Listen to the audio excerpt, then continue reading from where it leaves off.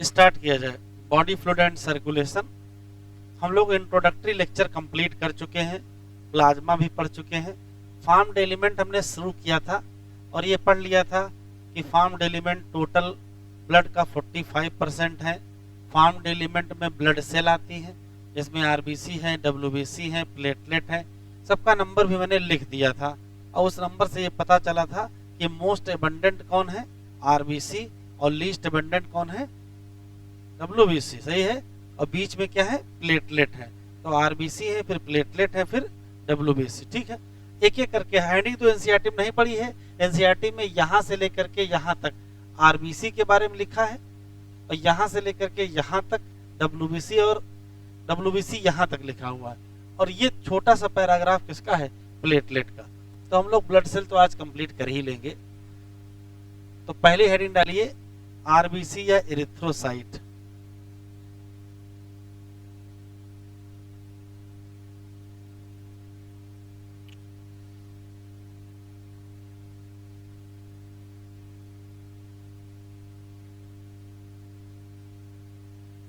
RBC,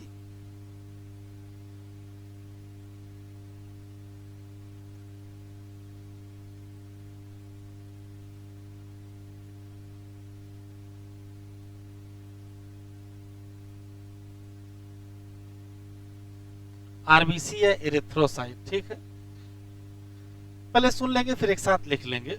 पहला सवाल ये है कि कल ही हम लोगों ने पढ़ा था कि जो आरबीसी है वो मोस्ट एबंडेंट ब्लड सेल या मोस्ट एबंडेंट फार्म्ड एलिमेंट है। क्यों? एक हेल्दी ह्यूमन में आरबीसी की संख्या लगभग 5 मिलियन से लेकर के 5.5 मिलियन पर क्यूबिक एमएम ब्लड होता है। तो इससे बड़ी संख्या तो हो ही नहीं सकती है। तो दो लाइनें लिख लीजिए, दो लाइनें लिख लीजिए। आरबीसी क्या है, मोस्ट एबंडेंट ब्लड सेल। क्यों? क्यों का मतलब ये है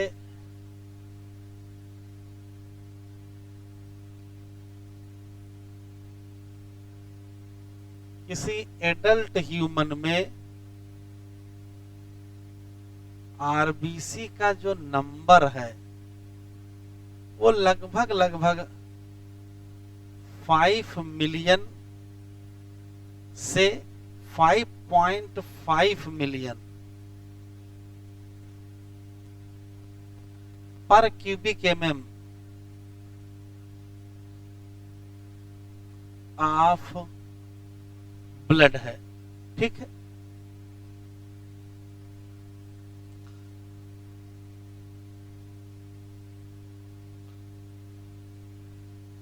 तो दो रटने वाले जनरल क्वेश्चन है कि भाई RBC most abundant blood cell है क्योंकि इसकी संख्या लगभग 5 मिलियन से 5.5 मिलियन पर क्यूबिक एमएम ऑफ ब्लड है। ठीक है, दूसरी दो क्वेश्चन है वो है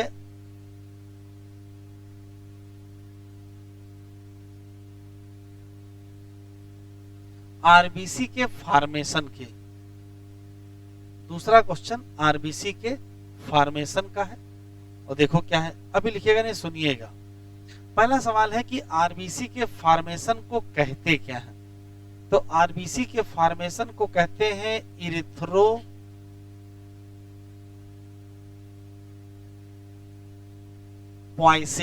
ये पोइसिस शब्द का मतलब होता है बनाना और इरिथ्रो का मतलब आरबीसी।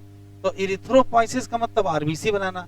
अभी लिख दिया जाए ल्यूकोपोइसिस तो डब्ल्यूबीसी बनाना, और लिख दिया जाए थ्राम्बोपोइसिस तो प्लेटलेट बनाना।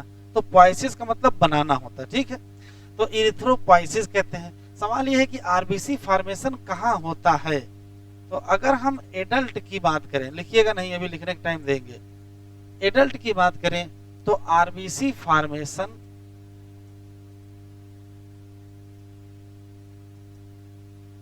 Eight red bone marrow. अब ये क्या होता है, तो किसी भी हड्डी के अंदर कैविटी होती है और यहां भरा होता है रेड बोन मैरो। तो उसी रेड बोन मैरो में क्या बनती है, आरबीसी बनती है। लेकिन ये एडल्ट की बात है। जैसे ही हम इम्ब्रायो में जाएंगे, भाई इम्ब्रायो में उतनी अच्छी तो रेड बोन, उतनी अच्छी बोन ही नहीं है, तो रेड बोन मैरो कहाँ होगा। तो इम्ब्रायोनिक लाइफ में आरबीसी कहाँ बनेगी, तो इम्ब्रायोनिक लाइफ में कई जगह बनती है। जैसे पहली आरबीसी यॉर्क सैक नाम का एक स्ट्रक्चर होता है, वो डेवलप उसमें बताएंगे रिप्रोडक्शन में। पहली आरबीसी वहां बनती है। फिर ज्यादातर आरबीसी लिवर में बनती है। तो एम्ब्रियोनिक फॉर्म में कहां बनेगी, तो कहोगे आरबीसी फॉर्मेशन एट लिवर। ठीक है। अगर स्पेशली पूछा जाए फर्स्ट आरबीसी कहां बनती है एम्ब्रियोनिक लाइफ में,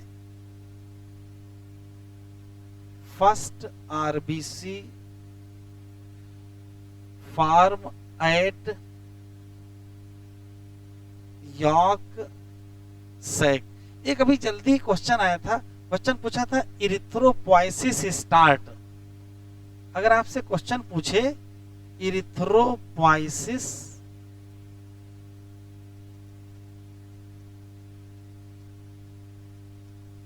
कहां शुरू होती है, तो क्या बताओगे। इरिथ्रोपोइसिस की शुरुआत, या तो आंसर आप क्या दीजिए यॉर्क सैक। अगर यॉर्क सैक आंसर ना मिले तो फिर लिवर आंसर दोगे कि बोन मैरो दोगे। बोन मैरो तो एडल्ट में हो रहा है। तो अगर क्वेश्चन पूछेगा इरिथ्रोपोइसिस की शुरुआत कहां से होती है, तो इसका सबसे बढ़िया आंसर तो यॉर्क सैक है। लेकिन अगर यॉर्क सैक ना मिले तो कोई बात नहीं, क्या लगा दोगे, लिवर लगा दोगे। लेकिन क्या नहीं लगाओगे, रेड बोन मैरो नहीं लगाओगे। इतना लिखो। यॉर्क सैक भी रिप्रोडक्शन पढ़ाएंगे, उसमें बताएंगे। हम लोगों में एम्ब्रियो डेवलपमेंट में 4 मेम्ब्रेन होती हैं, एमनियन, कोरियन, एलांटोइस और यॉर्क सैक, तो वो यहां नहीं पढ़ना है।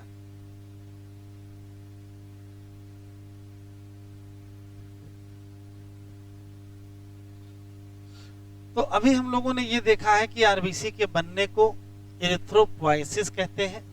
एडल्ट में आरबीसी का फॉर्मेशन रेड बोन मैरो पर होता है। लेकिन किसी एम्ब्रियोनिक बात करें तो आरबीसी का फॉर्मेशन लिवर पर होता है। यह सबसे पहली आरबीसी कहां बनती है, यॉर्क सैक पर बनती है। तो ये आया हुआ सवाल है कि इरिथ्रोपोइसिस कहां शुरू होती है, तो सबसे बढ़िया आंसर तो यॉर्क सैक है। लेकिन अगर यॉर्क सैक ना हो तो आंसर क्या लगा देंगे, लिवर।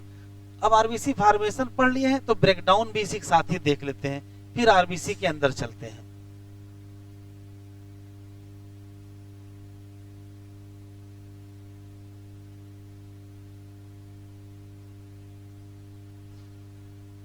आरबीसी लगातार बनती रहती है। तो अगर लगातार आरबीसी बनती रहेंगी तो हमारे ब्लड में आरबीसी का काउंट भी तो बढ़ता रहेगा। लेकिन काउंट बहुत बढ़ता नहीं है, क्यों, लगातार आरबीसी टूटती भी रहती है। तो एक तरफ से बनती रहेंगी, एक तरफ से टूटती रहेंगी, तो बैलेंस क्या रहेगा, बना रहेगा। तो आरबीसी क्यों टूट जाती है, तो होता क्या है, आरबीसी की लाइफ लगभग 120 दिन की होती है। 120 दिन तो काफी कम लाइफ स्पान हुआ, लेकिन फिर भी ठीक है, 120 दिन की लाइफ स्पान होता है। 120 दिनों बाद वो आरबीसी पुरानी हो जाती है और नॉन फंक्शनल हो जाती है। तो ओल्ड और नॉन फंक्शनल आरबीसी टूट जाती है। कहां टूट जाएगी, तो टूटने की जो जगह है वो स्प्लीन है, बनने की जगह क्या है, रेड बोन मैरो है, या कहां है, लिवर है, और भी आर्गन होते हैं। टूटने की जगह कौन सी है, तो टूटने वाली जगह का नाम स्प्लीन है। और जिस जगह आरबीसी टूटती है, आरबीसी के टूटे हुए टुकड़े वहीं दफना दिए जाते हैं। आरबीसी के टूटे हुए टुकड़े वहीं दफना दिए जाते हैं। जहां दफनाते हैं उसको तो क्या कब्रिस्तान कहते हैं ना। इसी नाते आरबीसी का कब्रिस्तान कौन है, तो आंसर क्या देंगे, स्प्लीन। स्प्लीन को कहते हैं ग्रेव यार्ड ऑफ आरबीसी। फिर से सुन लेते हैं, आरबीसी के बनने का काम लगातार चलता है। अगर आरबीसी लगातार बनेगी तो आरबीसी का काउंट भी तो बढ़ेगा। लेकिन काउंट कभी बहुत ज्यादा नहीं बढ़ता है, क्यों, एक तरफ से आरबीसी बन रही है तो दूसरी तरफ से आरबीसी टूट रही है, तो बैलेंस क्या रहेगा, बना रहेगा। आरबीसी क्यों टूटेगी, तो आरबीसी की लाइफ स्पान 120 दिन का होता है।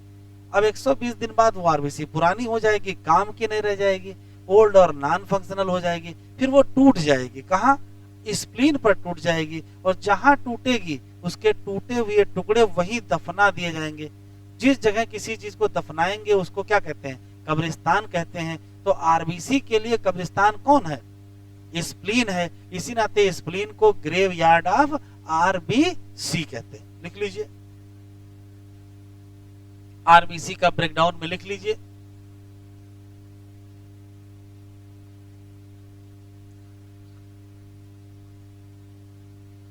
लाइफ स्पान ऑफ आरबीसी कितना है? तो लगभग 120 दिन है। ठीक है, और उसके बाद क्या होगा? आफ्टर दैट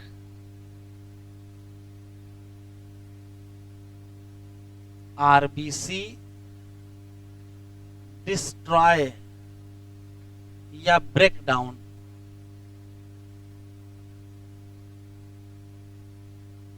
कहां? At spleen. पहला सवाल। इसी नाते स्प्लीन को क्या कहते हैं?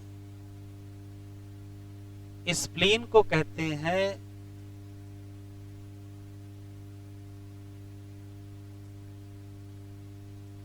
Graveyard of RBC. लेकिन सिर्फ ग्रेवयार्ड ऑफ आरबीसी ही नहीं कहते हैं, स्प्लीन के दो और नाम दिए गए हैं। स्प्लीन को ब्लड बैंक भी कहते हैं। स्प्लीन में ब्लड सेल स्टोर होती है। जब कभी ब्लड सेल काउंट घटने लगता है तो स्प्लीन से ब्लड सेल रिलीज हो जाती है।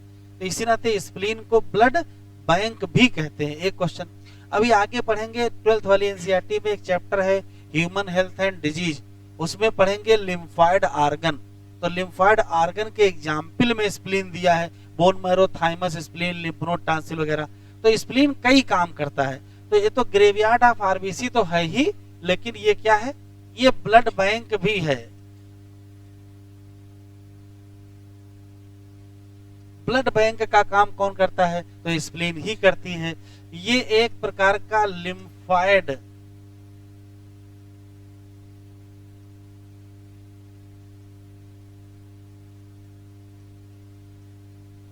आर्गन है जहां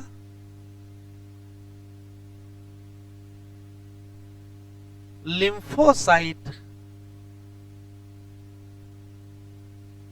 फॉर्मेशन होता है। ठीक है, लिखते चलो।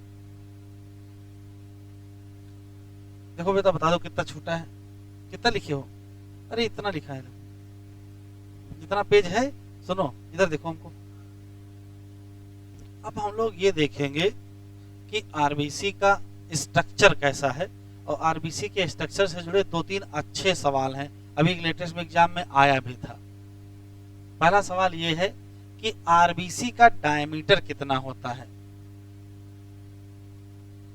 साइज ऑफ आरबीसी लिख लीजिए, या डायामीटर।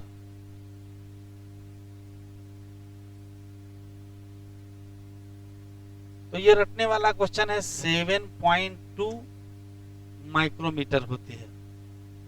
कितनी? 7.2। अगर हम शेप की बात करें,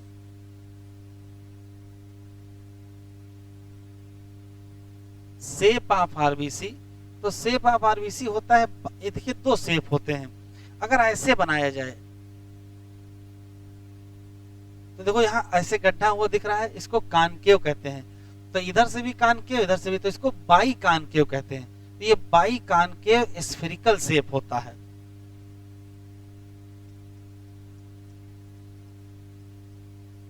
बाई कानकेव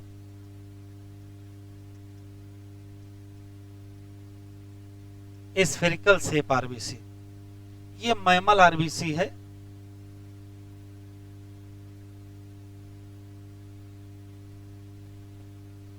ठीक है, तो मैमल की आरबीसी कैसी है? By concave spherical. यहीं पर स्पेशल क्वेश्चन लिख लीजिए फ्रॉग की। तो रहने दीजिए, फ्रॉग की फ्रॉगी में लिखाएंगे, यहां रहने दीजिए। तो ये तो रटने वाला सवाल है कि साइज कैसा है, शेप कैसा है।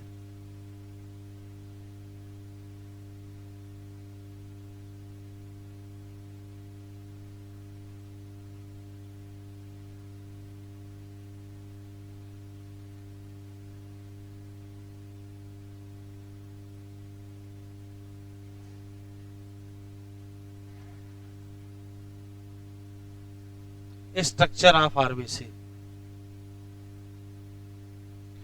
स्ट्रक्चर से जुड़े 2-3 बड़े इंपॉर्टेंट सवाल हैं।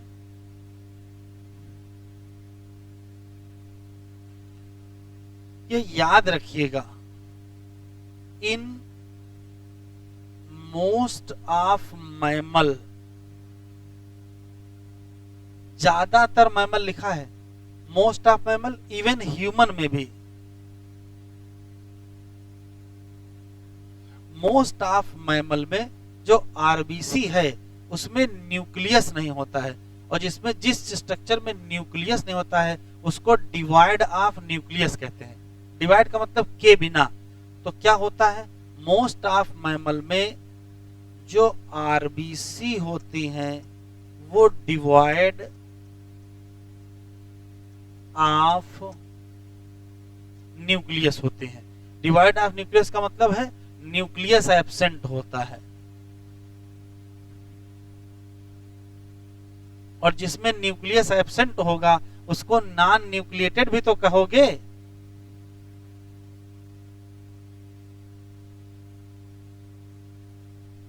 लेकिन ये बात दिमाग में रखिएगा, दुनिया में 5 प्रकार के वर्टिब्रेट हैं, फिश, एम्फीबिया, रेप्टाइल, बर्ड और मैमल।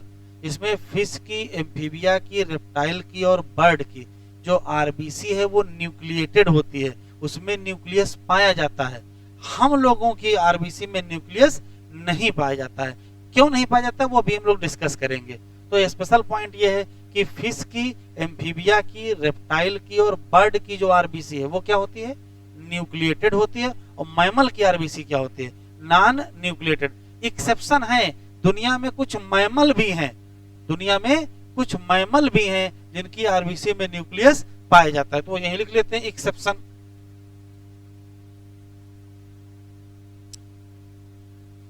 एक्सेप्शन, एक्सेप्शन में है कैमल, एक्सेप्शन में है कैमल। कैमल वो मैमल है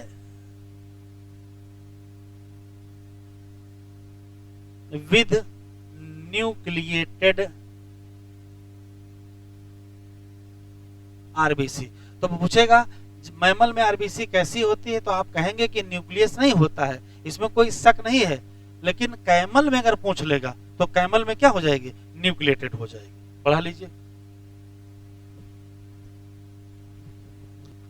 सबसे काम की बात हमको ये पढ़नी है कि भाई फिश में, एम्फीबिया में, रेप्टाइल में और बर्ड में आरबीसी में न्यूक्लियस पाया जाता है, और मैमल की आरबीसी में न्यूक्लियस नहीं पाया जाता है। तो ईश्वर ने हम ही लोगों के साथ धोखा कर दिया, बाकी सबको न्यूक्लियस दे दिया।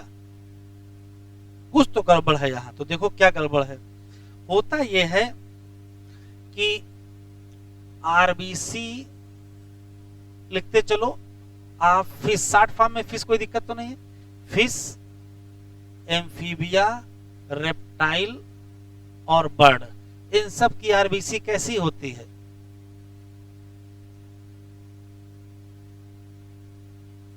Nucleated RBC. जैसे क्वेश्चन पूछा गया है कि फ्रॉग की आरबीसी कैसी है, तो फ्रॉग की आरबीसी भी कैसी होगी, न्यूक्लिएटेड आरबीसी होगी। लेकिन मैमल की आरबीसी न्यूक्लिएटेड नहीं है। तो क्या गड़बड़ी हो गई ये समझना है। तो इधर देखो जरा, होता क्या है, हम लोगों की आरबीसी में भी न्यूक्लियस पाया जाता है। पहले ऐसी आरबीसी जिसमें न्यूक्लियस पाया जाता है उसको कहते हैं इमेच्योर आरबीसी। इधर देखो, जैसे मान लेते हैं ये है इमेच्योर आरबीसी और ये है मैच्योर आरबीसी। तो फर्क देखिए क्या है। इमेच्योर आरबीसी में न्यूक्लियस पाया जाएगा, और मैच्योर आरबीसी के अंदर बहुत सारा हीमोग्लोबिन पाया जाएगा। देखिए काम की बात, ये है इमेच्योर आरबीसी। और ये है मैच्योर आरबीसी। इमैच्योर आरबीसी की खास बात यह है कि इसमें न्यूक्लियस प्रेजेंट होता है, और मैच्योर आरबीसी की खास बात है कि इसमें न्यूक्लियस एब्सेंट होता है। तो सवाल यह है कि जब न्यूक्लियस था ही तो गायब क्यों हो गया? तो हुआ यह है कि जब न्यूक्लियस गायब करेंगे तो जगह खाली होगी ना, और उस खाली जगह में क्या भर लेंगे? हीमोग्लोबिन भर लेंगे। तो यहां न्यूक्लियस तो प्रेजेंट है लेकिन हीमोग्लोबिन क्या है? एब्सेंट है। और यहां न्यूक्लियस गायब हो गया तो उसकी जगह क्या भर लिया? हीमोग्लोबिन आ गया। तो यहां हीमोग्लोबिन क्या हो गया? प्रेजेंट हो गया। और इमैच्योर आरबीसी से मैच्योर आरबीसी बनने को क्या कहते हैं? मैचुरेशन कहते हैं। Maturation of RBC. और इसी दौरान न्यूक्लियस क्या हो जाएगा? डीजनरेट हो जाएगा। और न्यूक्लियस डीजनरेट होके फायदा क्या होगा? ये स्पेस खाली होगा, और उस खाली स्पेस में क्या भर पाएंगे? हीमोग्लोबिन भर पाएंगे। टू प्रोवाइड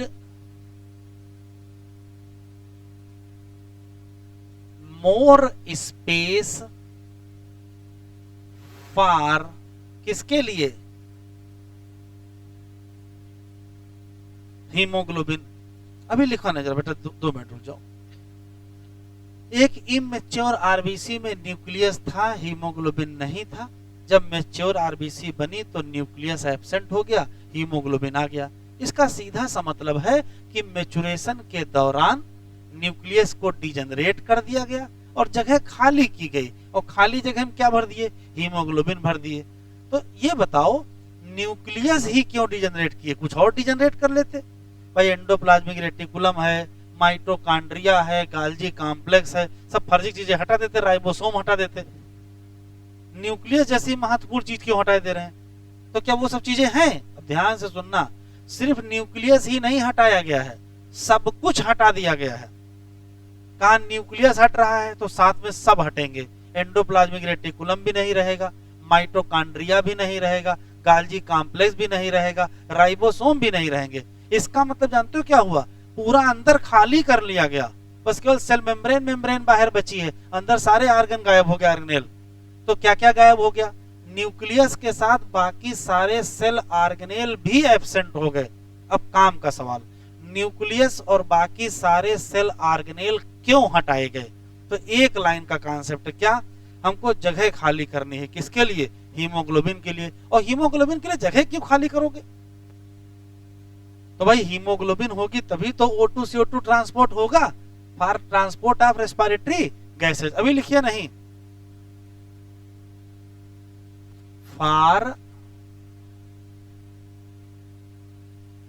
ट्रांसपोर्ट ऑफ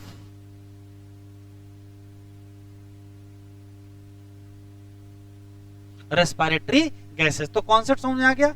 ये बताओ हम लोगों की जो मैच्योर आरबीसी होगी उसमें क्या क्या क्या क्या नहीं होगा? तो कहो उसमें कुछ नहीं होगा। Nucleus absent, mitochondria absent, endoplasmic reticulum absent, ribosome absent, Golgi complex absent. इसको एक लाइन में ऐसे कह सकते हो ना, nucleus and other cell organelle क्या है? एब्सेंट है। क्यों? तो पर्पस सामने समझ में आ गया। क्या? हमको जगह खाली करनी है, उस खाली जगह में भरना क्या है? तो उस खाली जगह में हीमोग्लोबिन भरना है। और क्यों भरना है? पर्पस यही है, हमको रेस्पिरेटरी गैसेस का ट्रांसपोर्ट करना है। लिखो। हाँ, ये अच्छा सवाल है। तो ये बताओ क्या फिश में, एम्फीबिया में, रेप्टाइल और बर्ड में O2 का ट्रांसपोर्ट नहीं होता है? वहां भी होता है। तो वहां तो न्यूक्लियस रखा हुआ है। तो सारा खेल इस बात का है कि साइज कितना। इधर देखो, जैसे मान लेते किसी की आरबीसी इतनी बड़ी है और किसी की आरबीसी इतनी बड़ी है, तो इतनी बड़ी आरबीसी में न्यूक्लियस परा रहेगा, कोई दिक्कत नहीं है, मतलब भर की जगह तो अभी भी खाली है। अब इतनी छोटी आरबीसी है और उसी में तुम क्या रख रहे हो? न्यूक्लियस, तो जगह कम नहीं पड़ जाएगी?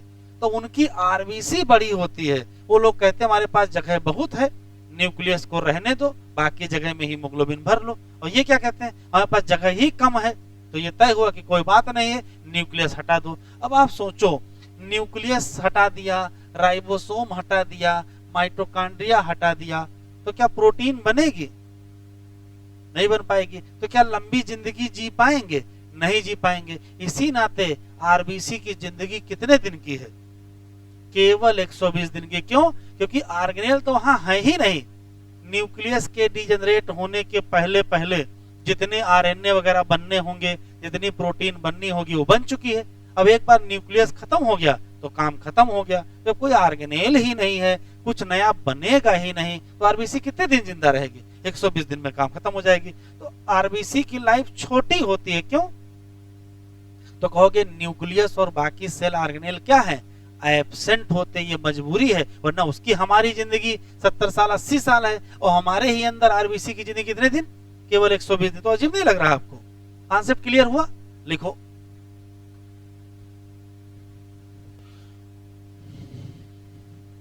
पढ़े?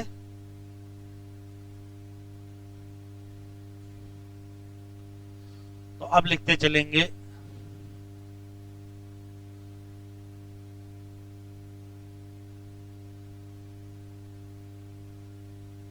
मैमेलियन आरबीसी में क्या क्या एब्सेंट है?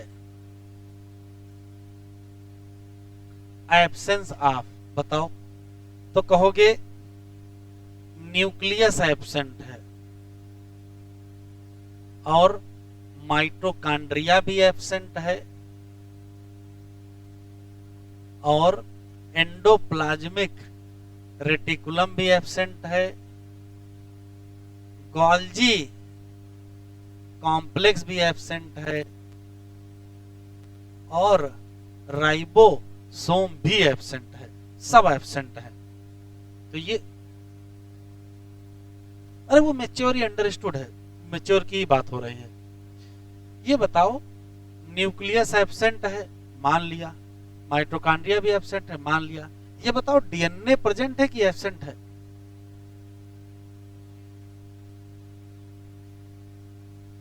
सोच लो, हमको जल्दी नहीं है। डीएनए होगा कि नहीं होगा बस। तो भैया डीएनए दो जगह पाया जाता है, न्यूक्लियस में पाया जाता है, वो एब्सेंट हो गया है। माइटोकॉन्ड्रिया में तो डीएनए होता है, वो भी एब्सेंट हो गया है। तो डीएनए का कोई सोर्स ही नहीं बचा। तो फिर जब डीएनए नहीं होगा तो क्या आरएनए होगा? तो ना तो डीएनए होगा और ना ही क्या होगा? आरएनए होगा। तो और क्या एब्सेंट है? एब्सेंस ऑफ डीएनए और आरएनए। एक क्वेश्चन बनाया हुआ है, cell without DNA, cell without DNA.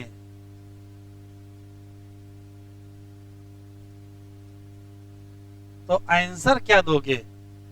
Mature RBC. Cell without DNA पूछेगा तो आंसर क्या दोगे? Mature RBC. सारा गुणा गणित किसके लिए हुआ है? सारा गुणा गणित हीमोग्लोबिन के चक्कर में हुआ है ना।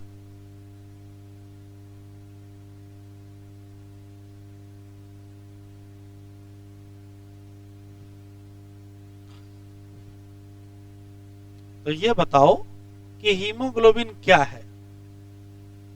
तो क्लास 6, 7, 8 का बच्चा जानता है, लाल रंग का होता है, red coloured, oxygen carrying, oxygen carry करने वाला कॉम्प्लेक्स प्रोटीन होती है।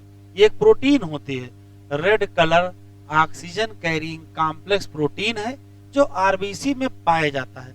और इसी के चक्कर में आरबीसी का कलर रेड हो जाता है, और जब उसका कलर रेड हो जाता है तो उसका नाम हमको आरबीसी रखना पड़ता है। तो दो क्वेश्चन क्या मिल गए? रेड कलर्ड होता है, आयरन कंटेनिंग होता है, ठीक है, कॉम्प्लेक्स प्रोटीन होता है, और इसका काम ये हो कि ये रेस्पिरेटरी गैसेज को ट्रांसपोर्ट करता है। ये बताओ O2 को ट्रांसपोर्ट करता है कि CO2 को? तो O2 को भी ट्रांसपोर्ट करता है और CO2। हाँ, चूज करना पड़े तो तो हम O2 लगाएंगे, क्योंकि मेन काम इसका क्या है, O2 ट्रांसपोर्ट होता है। तो रेड कलर होता है, हाँ इसमें आयरन भी पाया जाता है, आयरन कंटेनिंग भी होता है, कॉम्प्लेक्स प्रोटीन होती है। कॉम्प्लेक्स क्यों बोल रहे हैं, अभी आगे बायोमॉलिक्यूल पढ़ेंगे और बायोमॉलिक्यूल में प्रोटीन पढ़ेंगे। प्रोटीन जब पढ़ेंगे तो आपको बताया जाएगा कि प्रोटीन कई प्रकार की होती हैं, primary protein, secondary protein, tertiary protein और क्वाटरनरी। तो ये कौन सी प्रोटीन है, ये क्वाटरनरी प्रोटीन होती है, वो वहां बताएंगे, लेकिन यहाँ एग्जाम्पल हम लोग लिख लेंगे। तो रटने वाले जरा 2-3 पॉइंट लिख लो। एक सामान्य आदमी में कितना हीमोग्लोबिन होता है,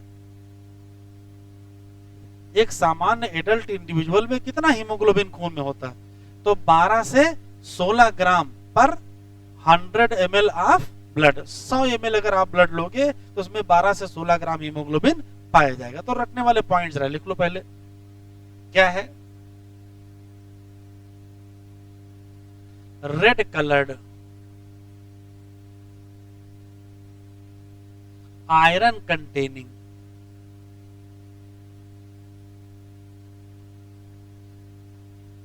containing complex protein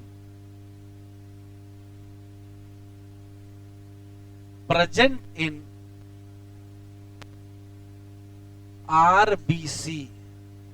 और इसी चक्कर में आरबीसी का कलर रेड हो गया और उसी चक्कर में आरबीसी का नाम आरबीसी हो गया। इसी नाते क्या हुआ, रेड कलर्ड आरबीसी, और इसका नेम भी क्या पड़ गया,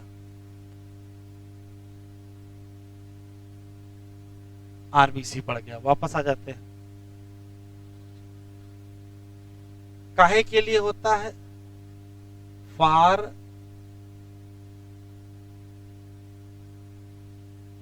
transport of respiratory gases, O2 भी और CO2 भी। एडल्ट ह्यूमन में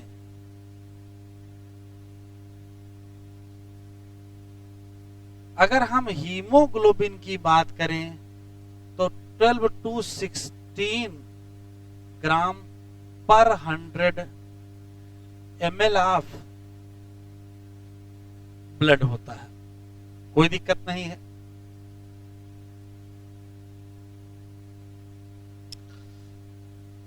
अब चूंकि हीमोग्लोबिन एक प्रोटीन है और प्रोटीन में ये कॉम्प्लेक्स प्रोटीन है, तो क्यों इसको कॉम्प्लेक्स कहते हैं, जानते हो, ये प्रोटीन में कुछ ना कुछ जुड़ा हुआ है।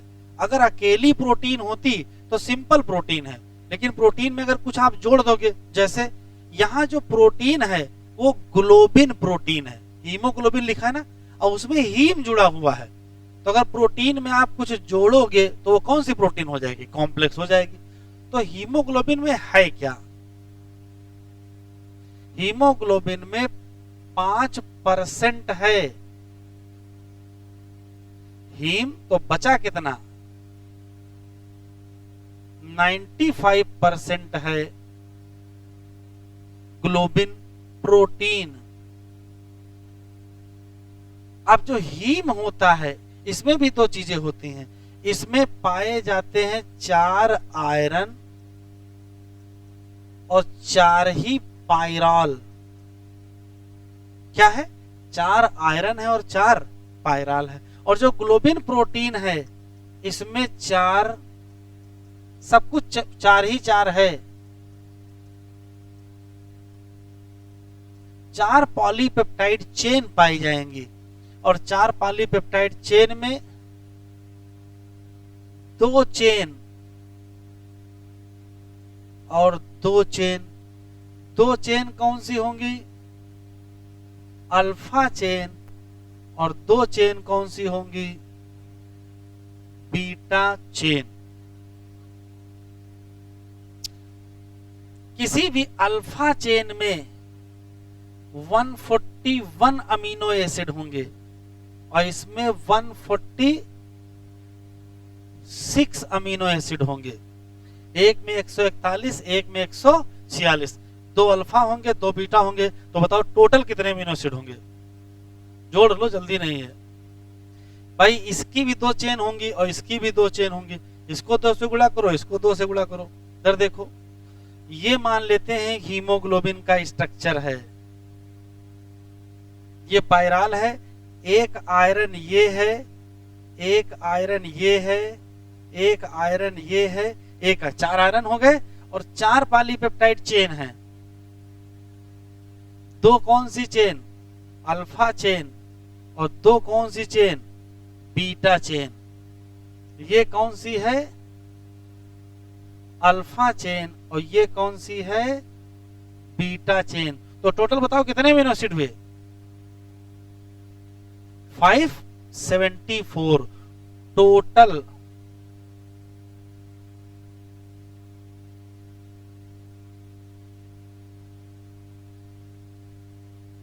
अमीनो एसिड नहीं होंगे भाई, इसके 2 होंगे, इसके 2 होंगे, जोड़ लीजिए, आंसर ये आ जाएगा। क्योंकि 4 पॉलीपेप्टाइड चेन है, जब कभी एक से ज्यादा चेन आपस में जुड़ती है तो उस प्रोटीन को प्राइमरी प्रोटीन की, सेकेंडरी प्रोटीन की, टर्सरी प्रोटीन की, क्वाटरनरी प्रोटीन कहते हैं। तो कहेंगे क्वाटरनरी प्रोटीन। इसी नाते ये कौन सी प्रोटीन है?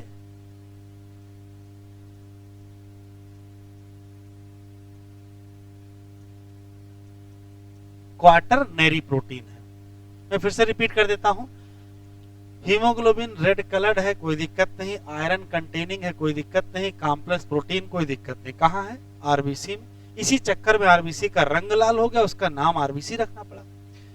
काम क्या है? सामान्य काम है O2 और CO2 का ट्रांसपोर्ट करना।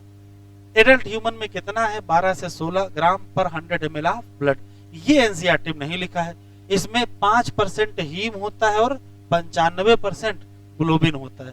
हीम में 4 आयरन होते हैं और 4 पायराल होते हैं, और ग्लोबिन प्रोटीन में 4 ही पॉलीपेप्टाइड चेन होते हैं। यहां देख लो, ये 4 आयरन है और ये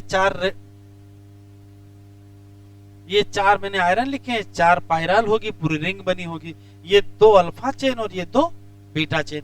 एक अल्फा चेन में 141 अमीनो एसिड, तो दूसरी अल्फा में भी तो 141 होंगे। एक बीटा चेन में 146, दूसरी बीटा चेन में 146, जोड़ेंगे तो 574 अमीनो एसिड आ जाएगा। बस एक लास्ट क्वेश्चन बचा है, कितने आयरन हैं? एक हीमोग्लोबिन में कितने आयरन हैं? 4 आयरन है। आयरन केमिस्ट्री में चले जाओ जरा, आयरन 2 फॉर्म में पाया जाता है, Fe+2 और Fe+3। यहां कौन सा आयरन है? Fe+2 वाला है कि Fe+3 वाला है? हैं? तो याद रखिएगा, यहाँ Fe+2 वाला आयरन है, और 2 वाले को फेरस कहते हैं कि फेरिक कहते हैं? हैं? फेरस। तो बढ़ा लीजिए, 1 मिनट रुको, 1 मिनट। आयरन ऑफ हीमोग्लोबिन कौन सा है? Fe+2, और इसको कहते हैं कौन सा आयरन? Ferrous iron. लिख लो। देखो, आरबीसी कंप्लीट हो गया है।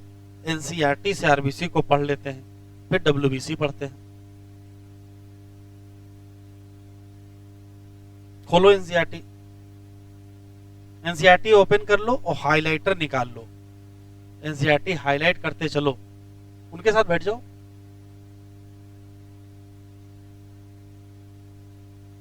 हमारे पास एक ही है भैया, कहो ले आओ, जिसके पास ना हो ले ले। शुरू करें।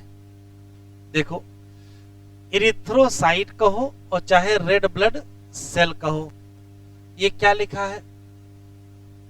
Most abundant of all cell in the blood. पहला सवाल यही है। एडल्ट की बात कर रहे हैं, वो भी हेल्दी, बीमार नहीं होना चाहिए। हेल्दी एडल्ट में ऑन एन एवरेज कितना? 5 मिलियन से 5.5 मिलियन आरबीसी क्या लिखा है?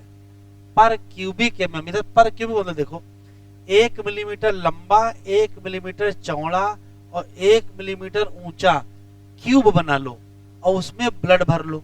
उसमें कितनी आरबीसी होंगी? जितनी आरबीसी वो नंबर दिया हुआ है, ठीक।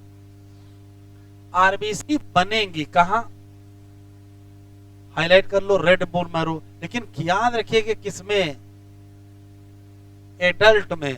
अगर एम्ब्रायो लिख दिया तो बताया मैंने क्या, अगर एम्ब्रायो लिख दिया तो कहां बनेंगे, लिवर में, नहीं तो यॉर्क सैक में। ठीक है। आरबीसी में क्या नहीं होता है, न्यूक्लियस, किसमें, मोस्ट ऑफ मैमल में कि आल मैमल में। अगर आल कर देगा तो क्या हो जाएगा, गलत हो जाएगा। ठीक है। कैसी होती है, बाई कॉन्केव शेप की होती है।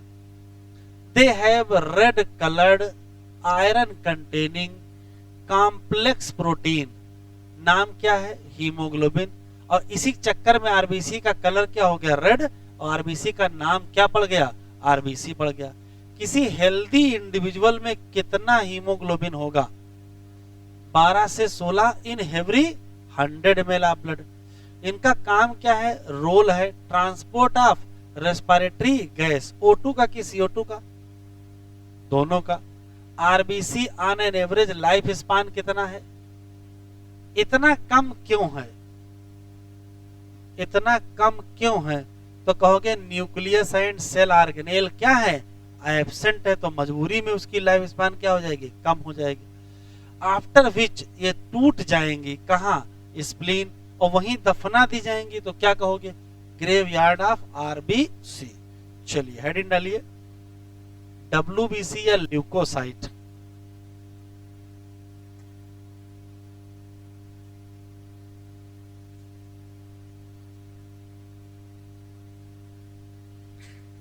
एक स्पेशल पॉइंट यहां लिख लो, फ्रॉग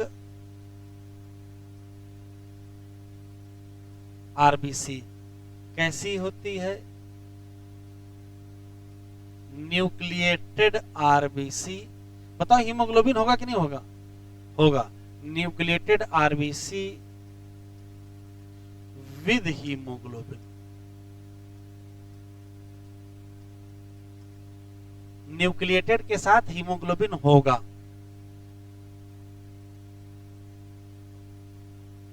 ठीक है।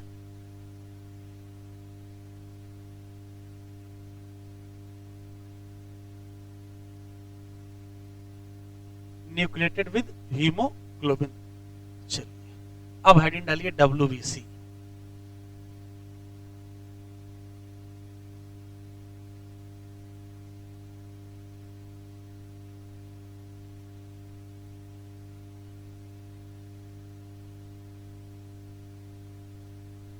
डब्ल्यूबीसी कहो या व्हाइट ब्लड सेल कहो या ल्यूकोसाइट कहो।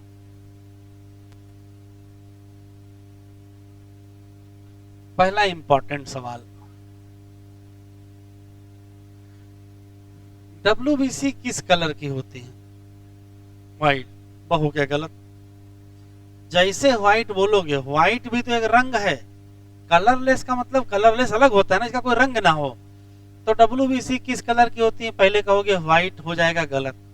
ये कैसी होती है, कलरलेस ब्लड सेल होती है, पहला सवाल। दूसरा, ये न्यूक्लिएटेड होती हैं, आरबीसी नॉन न्यूक्लिएटेड, ये क्या होती है, न्यूक्लिएटेड। इनका नंबर आरबीसी की तुलना में काफी कम होता है, वहां मिलियन में नंबर है, यहाँ 1000 में नंबर है।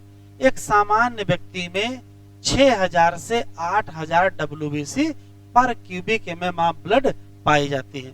अच्छा, एक और खास बात है, ये कलरलेस होती हैं, ये न्यूक्लिएटेड होती हैं, इनका नंबर भी कम होता है। लाइफ स्पान बताओ, आरबीसी से ज्यादा होती है कि कम होती, बस। अभी आरबीसी पढ़ रहे थे तो लग रहा था यार आरबीसी की लाइफ स्पान तो बहुत है कम, जब डब्ल्यूबीसी देखोगे तो और कम।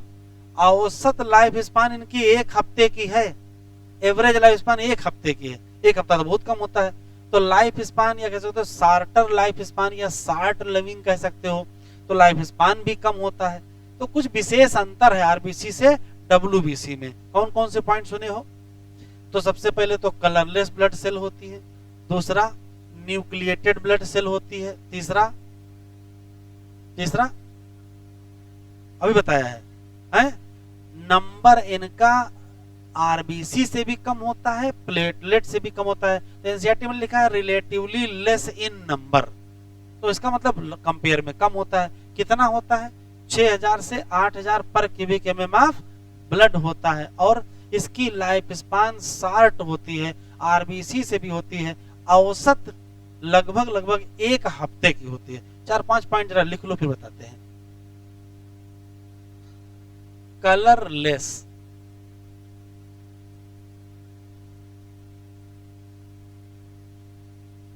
कलरलेस ब्लड सेल होती है। दूसरा न्यूक्लिएटेड,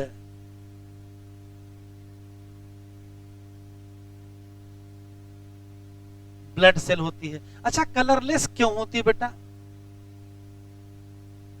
रेड कलर की क्यों नहीं है? हीमोग्लोबिन एब्सेंट है, कारण है lack of haemoglobin.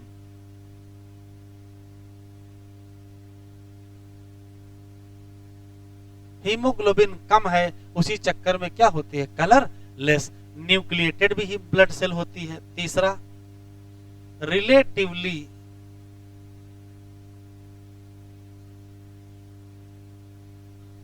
Less in number. क्यों? डब्ल्यूबीसी की संख्या 6000 से 8000 पर क्यूबिक एमएम ऑफ ब्लड होती है। और क्या बताया है? शॉर्ट लाइफ स्पान, उम्र भी कम होती है। डब्ल्यूबीसी की एवरेज जो लाइफ है वो 1 वीक की होती है, 1 हफ्ते की होती है। ये तो काफी कम हो गया। एक स्पेशल सवाल, ये मोटाइल ब्लड सेल होती है, ये क्या है? तो अभी आगे हम लोग लोकोमोशन एंड मूवमेंट पढ़ेंगे, और वहां पढ़ेंगे कि इसमें स्यूडोपोडिया पाई जाती है, और स्यूडोपोडिया जैसे अमीबा चलता है वैसे ये सेल चल सकती है। आरबीसी के साथ क्या है भाई, जहां ब्लड जाएगा वहां टहलते हुए जाएंगे, स्वयं नहीं चलेंगे, ये स्वयं चलते हैं। तो मोटाइल ब्लड सेल क्यों?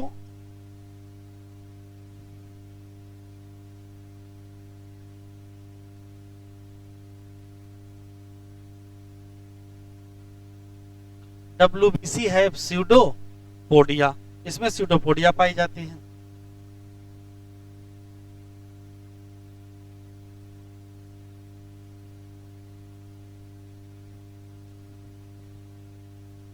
हाँ, बाकी होंगे, कोई दिक्कत नहीं है।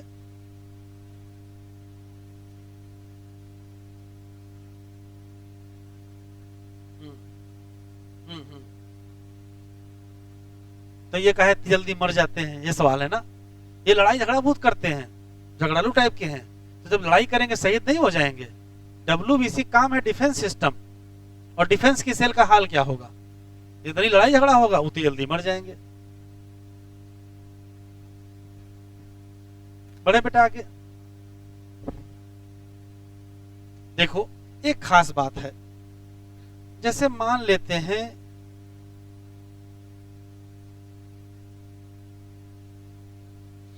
कि ये एक डब्ल्यूबीसी है और ये एक दूसरी डब्ल्यूबीसी है। इस डब्ल्यूबीसी में भी क्या है?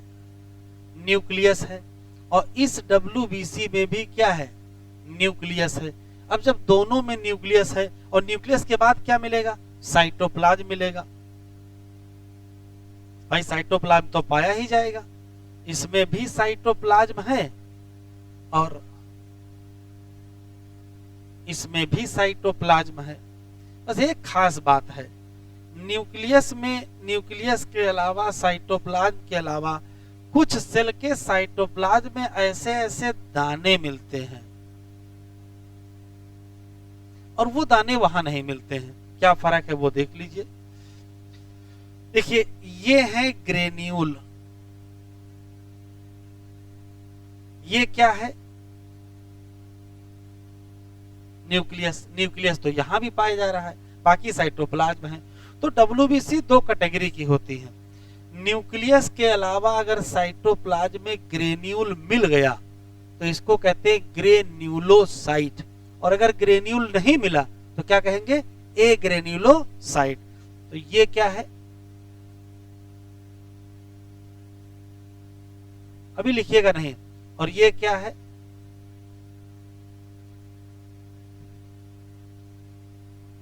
फर्क क्या है?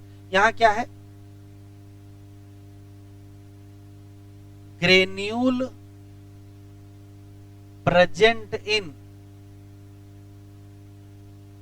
साइटोप्लाज्म, और यहां क्या है? Granule absent in cytoplasm. एक क्वेश्चन और है। अच्छा चलो, जिनमें जिनमें है, अभी लिखो नहीं बेटा, लिखो नहीं। जिनमें जिनमें ग्रेन्यूल है वो वास्तव में ग्रेन्यूल है क्या? कोई ना कोई चीज तो होती होगी। ये वास्तव में क्या है? तो ये सेल ऑर्गेनेल ही है, ये मॉडिफाइड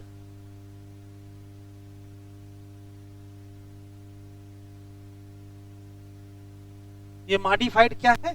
लाइसोसोम है। तो लाइसोसोम में भरा क्या होता है? Hydrolytic enzyme. तो इस ग्रेन्यूल में क्या भरा होगा? तो कहोगे हाइड्रोलिटिक एंजाइम होगा। अभी लिखो नहीं, लिखने टाइम देंगे।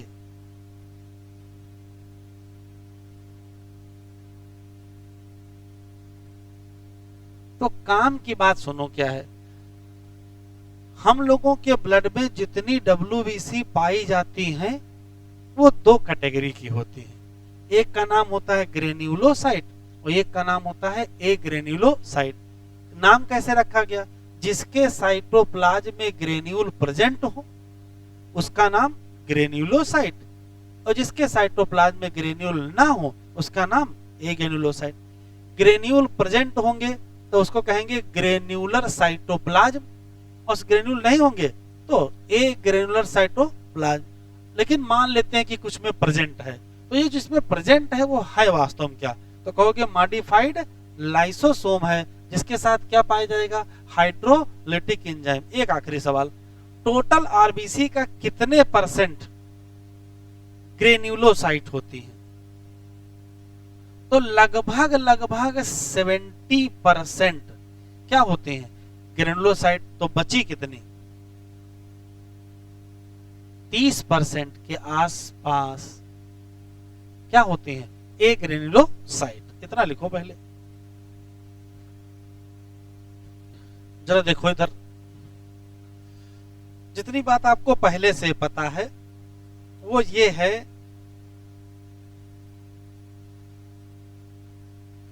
कि जितनी डब्ल्यूबीसी पाई जाती हैं उसका लगभग लगभग 70% डब्ल्यूबीसी ग्रेन्युलोसाइट होती है, और तो लगभग लगभग 30%, लगभग लगभग है, फिक्स वैल्यू नहीं है, 30% के आसपास क्या पाई जाती है? ए ग्रेन्युलोसाइट होती है। दोनों में अंतर आपको पता है। ये वो हैं जिनके साइटोप्लाज्म में ग्रेन्यूल पाया जाता है, वो हैं जिनके साइटोप्लाज्म में ग्रेन्यूल नहीं पाया जाता है। जिनके साइटोप्लाज्म में ग्रेन्यूल पाया जाता है वो स्वयं 3 टाइप की होती हैं। एक का नाम बेसोफिल, एक का नाम इयोसिनोफिल, एक का नाम न्यूट्रोफिल। और जिनमें नहीं पाया जाता वो भी 2 टाइप की होती है, एक का नाम लिम्फोसाइट, एक का नाम मोनोसाइट। परसेंटेज बड़ा इंपॉर्टेंट है, ये एनसीईआरटी में दिया है और एग्जाम में पूछा भी गया है। इस साल परसेंटेज का इस्तेमाल करके क्या पूछ लिया था?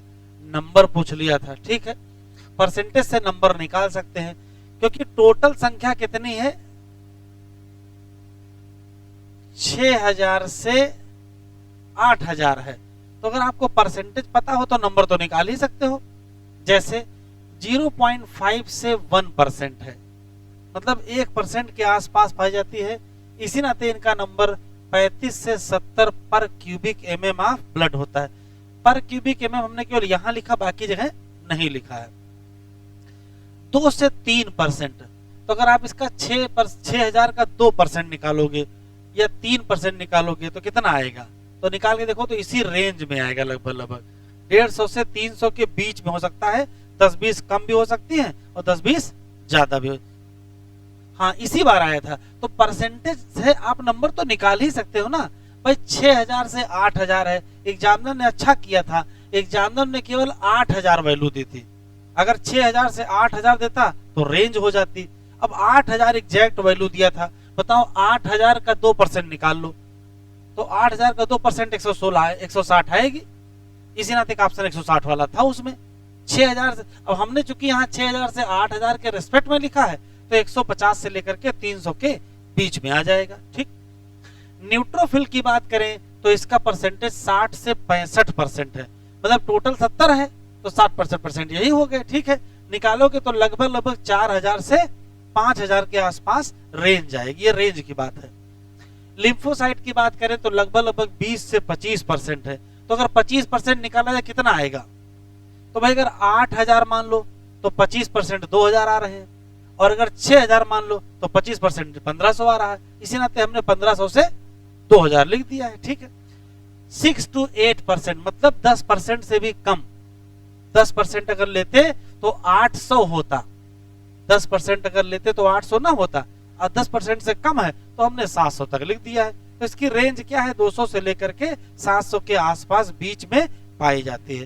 तो ये जान लीजिए एग्जामिनर परसेंटेज दे करके नंबर पूछ सकता है, और इसी साल पूछा है। किसका किसका पूछा था बेटा? इयोसिनोफिल का और लिम्फोसाइट का पूछा था। तो कल को किसी और का पूछ लेगा, नहीं निकाल पाओगे, आराम से निकाल लोगे। ठीक है। तो परसेंटेज याद रखिएगा, नंबर याद रखिएगा अपने आप। अब आता है डायमीटर। एनसीईआरटी में नहीं दिया है, बड़ा सिस्टम से लिखा है। 8 म्यू इसका होता है तो 10 म्यू इसका होता है, तो 12 म्यू इसका होता है, तो 16 म्यू इसका होता है, तो 20 म्यू इसका होता है। तो हमने इसको बढ़ते हुए क्रम में लिख दिया है। याद रखना बड़ा आसान है। 8 2 10 2 12 फिर 16 फिर 20। पिछले साल ये क्वेश्चन आया था न्यूक्लियस वाला। इस साल भी एक क्वेश्चन आया, पिछले साल भी क्वेश्चन आया। न्यूक्लियस ये डब्ल्यूबीसी में कौन है? बेसोफिल, जिसका न्यूक्लियस एस शेप है। ये इयोसिनोफिल है जिसका न्यूक्लियस बाइलोब्ड है। ये न्यूट्रोफिल है, मल्टी लोब्ड है। ये लिम्फोसाइट है, राउंडेड है। और ये मोनोसाइट है, या तो किडनी कहो या बीन शेप या हार्स शू शेप भी कह सकते हो। तो ये टेबल बड़ी काम की, आपको ये याद होना चाहिए। परसेंटेज बता दीजिए। तो परसेंटेज 0.5 से 1 है, 2 से 3 है, 60 से 65 है, 20 से 25 है, और 6 से 8। ये परसेंटेज हो गया। नंबर आप परसेंटेज से निकाल ही लोगे। नंबर याद रहे तो, भूल जाए तो एग्जाम में निकाल लीजिएगा। फिर आपको डायमीटर याद रखना है, बड़ा आसान है। 8 से 10 से 12 से 16 से 20 याद हो गया। फिर आता न्यूक्लियस। एक एस शेप है, फिर एक बाइलोब्ड है, फिर एक मल्टी लोब्ड है, फिर राउंडेड है और किडनी शेप है। ठीक है। इस डाटा पर नजर डाला जाए तो आराम से बताओ सबसे कम कौन सी डब्ल्यूबीसी है और सबसे ज्यादा कौन सी है? सबसे कम और सबसे ज्यादा। सबसे कम को मिनिमम कहेंगे और सबसे ज्यादा को मैक्सिमम। तो मिनिमम डब्ल्यूबीसी कौन है और मैक्सिमम कौन सी है? न्यूट्रोफिल। Very good. इस डाटा पर नजर डालोगे तो सबसे छोटी कौन है?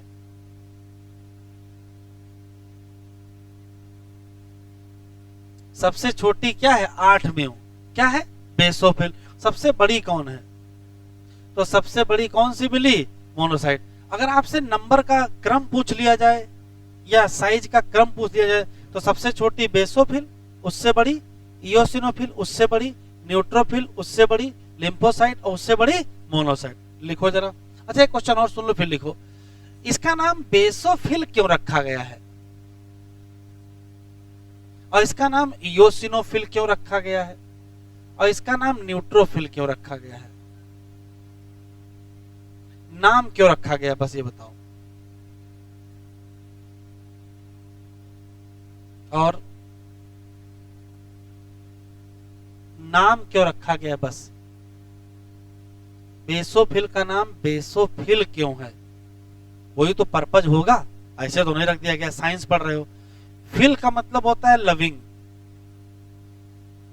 चाहत, किसको क्या चाहत, देखो जैसे जिसको पानी चाहिए उसको हाइड्रोफिल नहीं कहते हैं, जिसको पानी चाहिए उसको हाइड्रोफिलिक, और पानी से जिसको डर लगता है उसको हाइड्रोफोबिक कहते हैं। वैसे यहां भी ध्यान सुनिएगा, ये है ग्रेन्युलोसाइट और ये है ग्रेन्युलोसाइट का न्यूक्लियस और ये है ग्रेन्युलोसाइट के ग्रेन्यूल।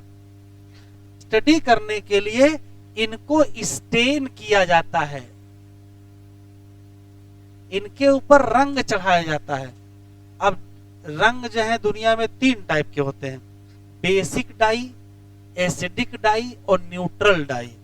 तो जिनके ऊपर बेसिक डाई का रंग चढ़ गया उनका नाम क्या रखोगे, और जिनके ऊपर एसिडिक डाई का नाम चढ़ गया उनका नाम एसिडोफिल, एसिडोफिल का ही दूसरा नाम इयोसिनोफिल है, और जिनके ऊपर न्यूट्रल डाई का रंग चढ़ गया उनका नाम क्या रखोगे, न्यूट्रोफिल। तो ये जो इयोसिनोफिल है एक डाई का नाम है इयोसिन, जिसके ऊपर इयोसिन का रंग चढ़ जाए उसका नाम क्या रखोगे, इयोसिनोफिल कहोगे। तो बेसोफिल, एसिडोफिल और न्यूट्रोफिल ये तीनों इस आधार पर रखे गए हैं कि उसके ग्रेन्यूल पर रंग किसका चढ़ा है, जिसका रंग चढ़ेगा वो, अगर बेसिक डाई का रंग चढ़ा तो बेसोफिल, एसिडिक डाई का रंग चढ़ा तो एसिडोफिल या इयोसिनोफिल, और अगर न्यूट्रल डाई का रंग चढ़ गया तो न्यूट्रोफिल। यहां ऐसा कुछ है नहीं, क्योंकि यहां तो रंग चढ़ना नहीं, क्योंकि यहां क्या नहीं है, ग्रेन्यूल नहीं पाए जाते हैं। इसको मिटा देते हैं और काम की चीजें लिख लेते हैं। चलो बताओ फटाफट, मिनिमम WBC बताओ कौन सी है, बेसोफिल। मैक्सिमम WBC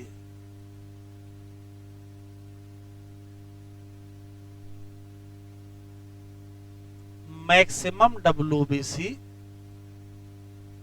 कौन सी है,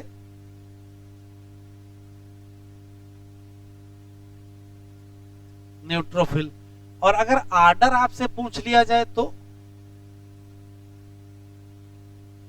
सबसे कम होगी बेसोफिल, उससे बड़ी उससे ज्यादा इयोसिनोफिल, उससे ज्यादा मोनोसाइट, उससे ज्यादा लिम्फोसाइट और सबसे ज्यादा न्यूट्रोफिल। सही है।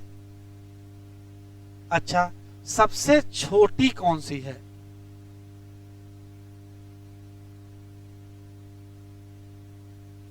स्मॉलेस्ट WBC बताओ। सबसे छोटी तो बेसोफिल है, और सबसे बड़ी कौन है,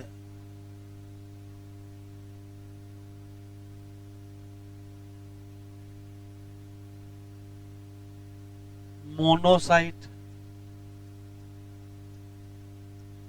तो अगर आपसे आर्डर पूछ लिया जाए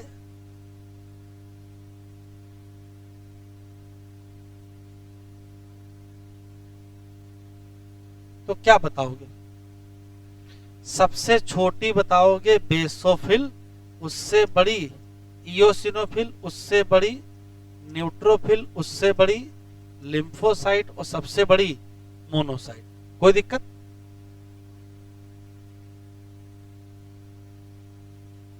अब हमको ये पढ़ना है कि कौन सी WBC क्या काम करती है। तो एक एक दो लाइन है, ज्यादा कुछ नहीं है।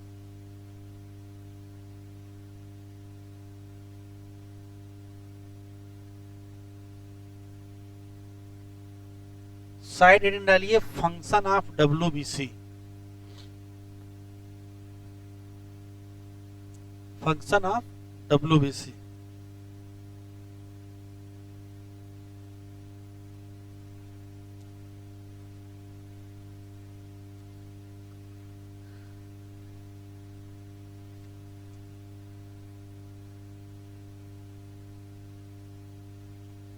शुरू करें।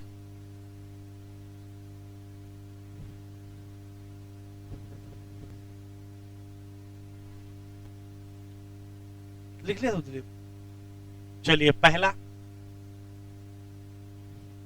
बेसोफिल। एक लाइन का कॉन्सेप्ट है, बेसोफिल के जो ग्रेन्यूल होते हैं वो तीन चीजें सिक्रीट करते हैं, हिपैरिन, हिस्टामिन और सीरोटोनिन। और ये तीनों केमिकल इन्वॉल्व किस में होते हैं, इन्फ्लामेशन में। अब इन्फ्लामेशन क्या होता है देख लो। जैसे मान लेते हैं कि यहाँ चोट लग जाए, तो जैसे ही चोट लगेगी थोड़ी देर बाद आप देखोगे कि यहाँ सूजन हो जाएगी, स्वेलिंग हो जाएगी, थोड़ा इसका लाल भी हो जाएगा, रेडनेस हो जाएगा, थोड़ा दर्द भी करने लगेगा, पेन भी हो जाएगा, थोड़ा गर्म भी हो जाएगा, हीट भी हो जाएगा। तो जब कभी चोट या इंजरी होती है तो वहां रेडनेस होती है, वहां बर्निंग होता है, वहां पेन होता है, वहां सूजन होती है। इस पूरी कहानी को इन्फ्लामेशन कहते हैं। तो इन्फ्लामेशन में जो केमिकल इन्वॉल्व होते हैं उनको इन्फ्लामेटरी मीडिएटर कहते हैं। और वो इन्फ्लामेटरी मीडिएटर कौन है, तो हिपैरिन है, हिस्टामिन है और सीरोटोनिन। सबका अपना अपना काम होता है। तो एक लाइन का क्वेश्चन याद रखोगे, बेसोफिल क्या सिक्रीट करेगा, हिपैरिन, हिस्टामिन, सीरोटोनिन, और किसमें इन्वॉल्व है, इन्फ्लामेटरी रिएक्शन में। अब इन्फ्लामेटरी रिएक्शन में हिपैरिन का क्या काम है, हिस्टामिन का क्या काम है, या सीरोटोनिन क्या काम है, वो अलग है, बताते हैं। अभी इतना लिखो पहले, secrete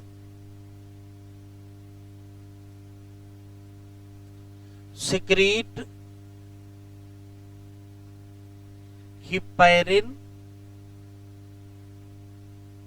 histamine and serotonin. Heparin, histamine and serotonin एक क्वेश्चन। और इन्वॉल्व किसमें है,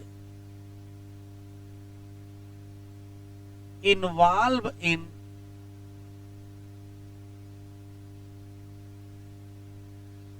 इन्फ्लामेटरी रिएक्शन। किसमें इन्वॉल्व है, इन्फ्लामेटरी रिएक्शन। ये स्पेशल क्वेश्चन याद रखोगे कि जो हिपैरिन है वो क्या करता है। तो जरा रुक जाओ, इधर देख लो, फिर लिखो। हम लोगों के ब्लड वेसल के अंदर ब्लड क्लॉट नहीं करता है, और चोट लग जाए और खून बहने लगे तो क्लॉट करता है। तो ब्लड वेसल के अंदर क्यों नहीं क्लॉट करता है, तो ब्लड वेसल के अंदर क्लॉट नहीं करता है, उसके पीछे कौन है, हिपैरिन। तो हिपैरिन क्या है, एंटी कोआगुलेंट है।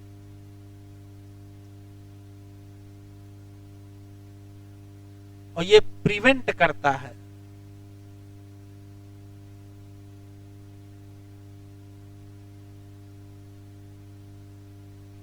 Blood clotting inside blood vessel. Blood vessel के अंदर ब्लड क्लॉट नहीं करता है, क्यों, हिपैरिन के चक्कर में। दूसरा क्या है, दूसरा है हिस्टामिन।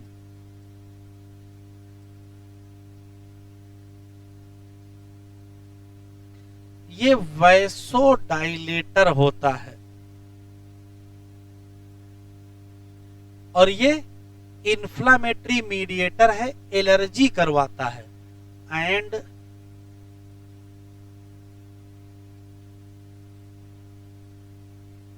इधर देखिए, ऐसा कोई भी केमिकल जो ब्लड वेसल को चौड़ा करे उसको वैसोडाइलेटर कहते हैं, और जो ब्लड वेसल को सिकोड़ दे उसको वैसो कॉन्स्ट्रिक्टर कहते हैं। तो ये क्या है, वैसोडाइलेटर है, और यही क्या करता है, एलर्जी करवाता है।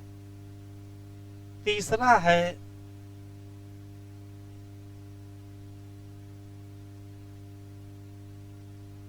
सीरोटोनिन। ये ब्लड वेसल को सिकोड़ता है, वैसो कॉन्स्ट्रिक्टर है। एक वैसोडाइलेटर है, एक वैसो कॉन्स्ट्रिक्टर है, और एक एंटीकोआगुलेंट है।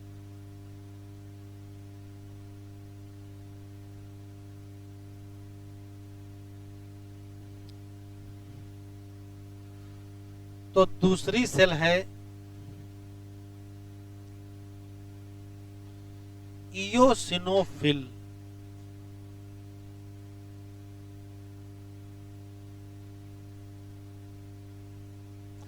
इयोसिनोफिल की बात करेंगे तो ये इन्फेक्शन को रोकती है, उससे लड़ती है।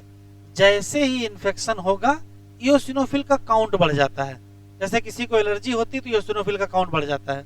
तो इयोसिनोफिल का काम है इन्फेक्शन को रेजिस्ट करना, और ये इन्वॉल्व है या एसोसिएट है एलर्जिक रिएक्शन। कैसे इन्वॉल्व है वो जरा इधर देख लो। जैसे मान लेते हैं कि ये बेसोफिल है, लिख दिया हूं ब्रैकेट अंदर बी लिख दिया हूं, और इधर देखो ये इयोसिनोफिल है। अभी मैंने बताया है कि बेसोफिल से निकलता है हिस्टामिन,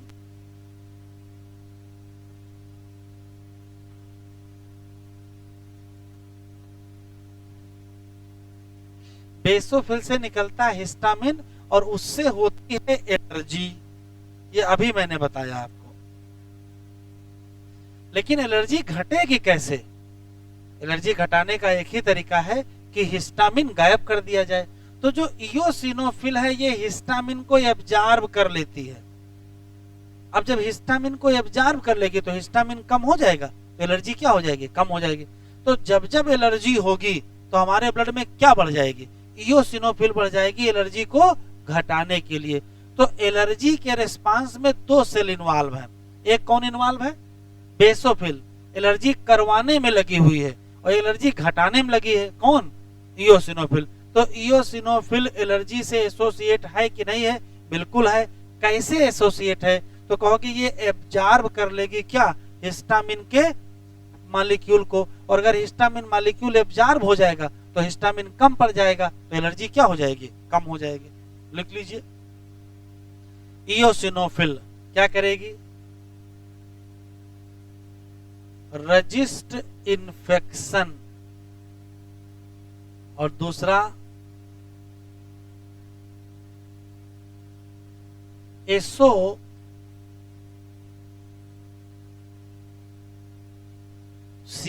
विद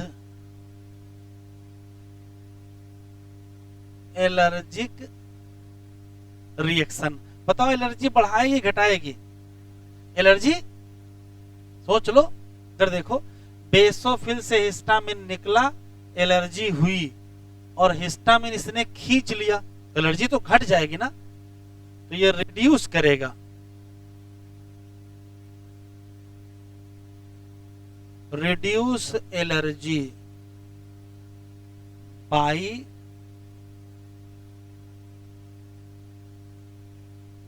एब्जॉर्बिंग हिस्टामिन। लिखते चलो। सेल कौन सी बेटा? सेल बताओ भाई।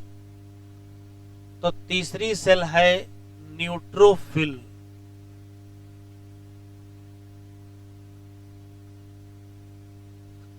न्यूट्रो, इसी के साथ मोनोसाइट भी पढ़ना है।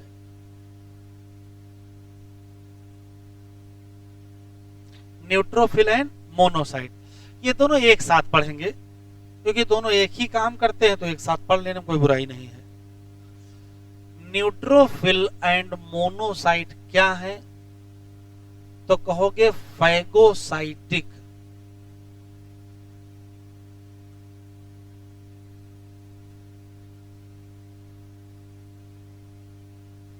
रुक जाओ जरा, इधर देखो। जैसे मान लेते हैं कि ये न्यूट्रोफिल या मोनोसाइट कुछ भी है, ठीक है, और ये मान लेते हैं कि कोई पैथोजन आ गया है, या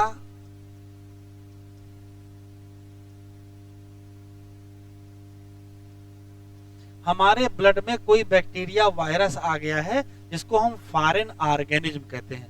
तो उसको मारने के बहुत सारे तरीके हैं। एक लोग कहेंगे एंटीबॉडी बनाओ इनके खिलाफ, इनको मारो। तो ये लोग देखो क्या हल निकाले हैं, ये इस फॉरेन ऑर्गेनिज्म को खा ही लेंगे। अब अगर अंदर कर लेंगे तो अंदर क्या है? अंदर तो मर ही जाएगा। तो ये फॉरेन ऑर्गेनिज्म को डिस्ट्रॉय करेंगे। कैसे? By engulfing foreign organism. अगर कोई सेल कुछ खाती है तो उस घटना को क्या कहते हो? फैगोसाइटोसिस कहते हो। तो जो फैगोसाइटोसिस करे उसका नाम क्या होगा? फैगोसाइटिक सेल होगा। तो अगर इसको खा लेंगे तो खाने की घटना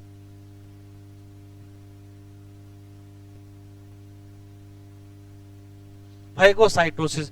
तो बताओ, अगर कोई बाहरी व्यक्ति हमारे ब्लड में आ गया तो उसको डिस्ट्रॉय करने में कौन लोग लगे हैं? दो लोग, न्यूट्रोफिल लगे हैं और मोनोसाइट। और उसको कैसे डिस्ट्रॉय करेंगे? तो उसको निगल ही जाएंगे, बवाल ही खत्म। अब जब खा ही गए तो अंदर वो मारा जाएगा। अगर किसी फॉरेन ऑर्गेनिज्म को कोई सेल खा लेती है तो घटना का नाम फैगोसाइटोसिस, तो सेल का नाम फैगोसाइटिक सेल। अभी लिखो नहीं, सुन लो। दोनों में ये जो है न्यूट्रोफिल, ये है स्मॉल फैगोसाइटिक सेल और ये है large phagocytic cell. Small phagocytic cell को कहते हैं माइक्रोफेज। क्या कहते हैं? माइक्रोफेज। और बड़ी वाले का नाम क्या कहोगे? माइक्रोफेज। तो माइक्रोफेज और मैक्रोफेज ये शब्द एनसीईआरटी में नहीं दिए हैं, लेकिन याद रखिएगा। स्मॉल फैगोसाइटिक सेल है तो माइक्रोफेज, ये कौन है? न्यूट्रोफिल। और लार्ज फैगोसाइटिक सेल है तो कौन से? मैक्रोफेज। कौन से? मोनोसाइट। ये दोनों लोग क्या हैं? फैगोसाइटिक सेल हैं। क्या करेंगे? ये डिस्ट्रॉय कर देंगे। अभी लिखिए, नहीं लिखिए, टाइम देंगे। Destroy foreign organism inter in body. ये उसको डिस्ट्रॉय कर देंगे। कैसे डिस्ट्रॉय कर देंगे? तो कहोगे इंगल्फ कर लेंगे। Engulf foreign organism. और अगर फॉरेन ऑर्गेनिज्म को खा गए तो घटना का नाम फैगोसाइटोसिस और करने वाले का नाम फैगोसाइटिक सेल। छोटी सेल का नाम माइक्रोफेज और बड़ी का नाम मैक्रोफेज। अब लिखो,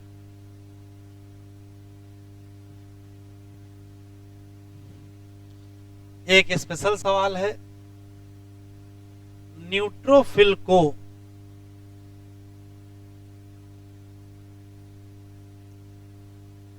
PMNL कहते हैं।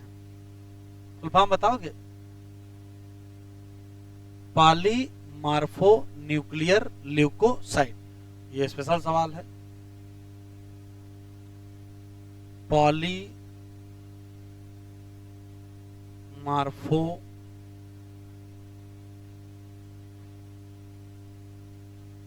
Nuclear leucocyte.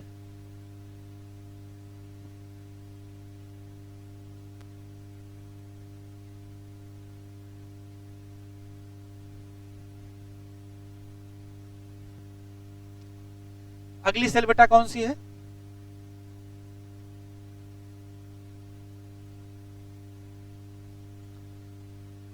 Lymphocyte.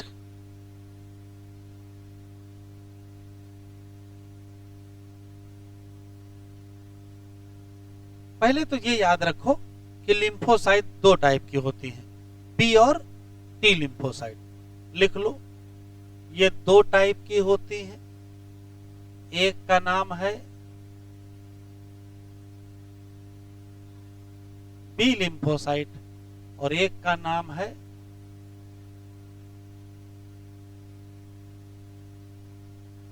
T lymphocyte. B lymphocyte, रुक जाओ बेटा, लिखना बंद करो, इधर देखो जरा। बी लिम्फोसाइट और टी लिम्फोसाइट दोनों एक ही काम करते हैं। ये दोनों किसमें इन्वॉल्व, भी लिखिएगा नहीं, बोथ इन्वॉल्व इन इम्यून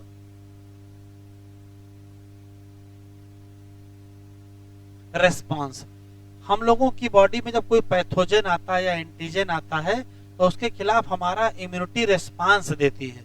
तो रेस्पॉन्स देने में दोनों लोग इन्वॉल्व है, बी भी इन्वॉल्व है, टी भी इन्वॉल्व है। इन्वॉल्व कैसे, जरा ये देख लीजिएगा। तो होता क्या है कि जब बी लिम्फोसाइट रेस्पॉन्स देती है, इसका जो रेस्पॉन्स होता है,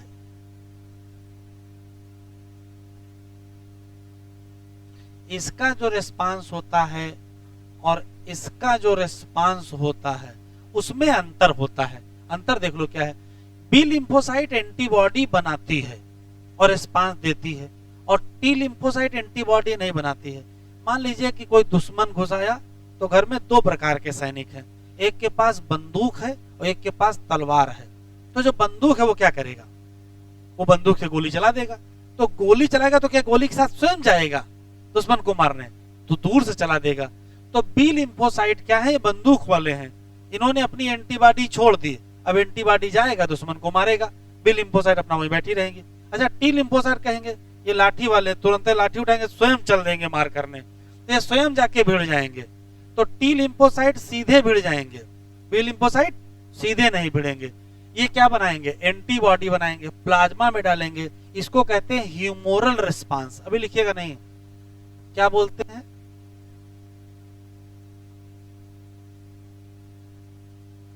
ह्यूमोरल रिस्पांस। और ये क्या करेंगे, सीधे भिड़ जाएंगे जाके। और जब सीधे भिड़ जाएंगे तो चोट भी लग जाए, हो सकता है मारे भी जाए, इसी इसमें सेल टूट सकती है, इसी को सेलुलर रिस्पांस। तो दो प्रकार के रिस्पांस हो गए, कौन से, ह्यूमोरल रिस्पांस और सेलुलर रिस्पांस। ह्यूमोरल रिस्पांस कौन देगा, बी लिम्फोसाइट, और सेलुलर कौन देगा, टी लिम्फोसाइट। अच्छा, इनके नाम क्या है, ये बी और टी किसने लिख दिया भैया, ये भी तो कोई कारण रहा होगा। लिखो ना, इधर देखो, कोई ना कोई, हाँ वही सेल मीडिएटेड इम्यूनिटी है। अभी आगे इम्यूनिटी में बहुत कुछ बताएंगे, थोड़ा हल्का सा बता दिया है। हुआ क्या है, जो इमेच्योर लिम्फोसाइट होती है,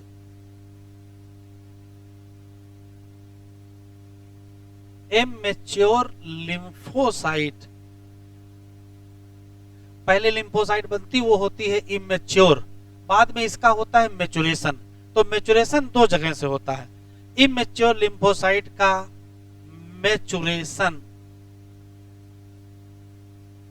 मैच्योरेशन का मतलब मजबूत कहां बनेंगी, तो मैच्योरेशन अगर हो जाए कहां, बोन मैरो पर। ध्यान से सुनिएगा, अगर बोन मैरो से ट्रेनिंग लेके निकले तो अपने नाम क्या के क्या लगा लेंगे, बी लगा लेंगे। यहां से रिलीज होंगे क्या, बी लिम्फोसाइट। और अगर कहीं इनका मैच्योरेशन, हाँ कहां हुआ, थाइमस पर हुआ, और वहां से रिलीज हुए, तो नाम क्या कर लेंगे, टी लिम्फोसाइट। तो लिम्फोसाइट का नाम बी भी है, टी भी है। बी क्यों है, जिसकी ट्रेनिंग बोन मैरो में हुई उसका नाम बी लिम्फोसाइट, और जिसकी ट्रेनिंग थाइमस में हुई उसका नाम टी लिम्फोसाइट। इनको सिखाया गया है कि सीधे नहीं भिड़ना, एंटीबॉडी बना देना, वो मार देगा। और इनको सिखाया गया है तुम लाठी उठाना, स्वयं चले जाना, मार पीट कर लेना। तो ये डायरेक्ट जाके भिड़ जाएंगे और ये डायरेक्ट नहीं भिड़ेंगे। लिखो,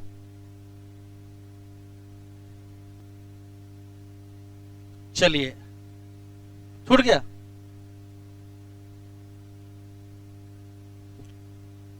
अच्छा लिख ही लेते हैं यार, तुम बता ही दियो तो यही लिख लेते हैं, यहाँ जगह है ना, यहाँ नोट करके लिखो, नोट।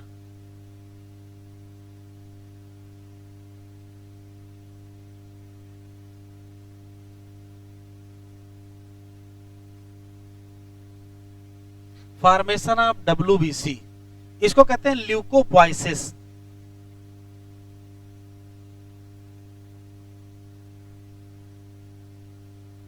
और ल्यूकोपोइसिस कहां होती है, तो ये येलो बोन मैरो पर होती है।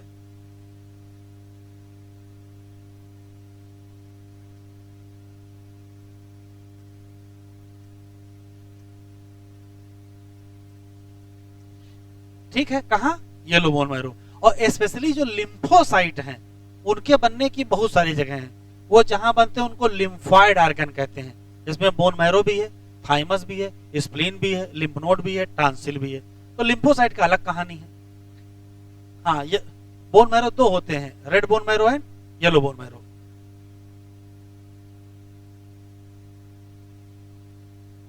हाँ, WBC का काउंट अगर बढ़ गया तो फिर ब्लड कैंसर हो जाएगा, ल्यूकीमिया, लेकिन कोई बहुत मतलब नहीं, छोड़ो, कैंसर बताएंगे ना उसको, हर चीज हर जगह बतानी है। पढ़े तो हेडिंग डालिए प्लेटलेट, उसको भी पढ़ लेते हैं थोड़ा सा, फिर एनसीईआरटी से पढ़ लेंगे।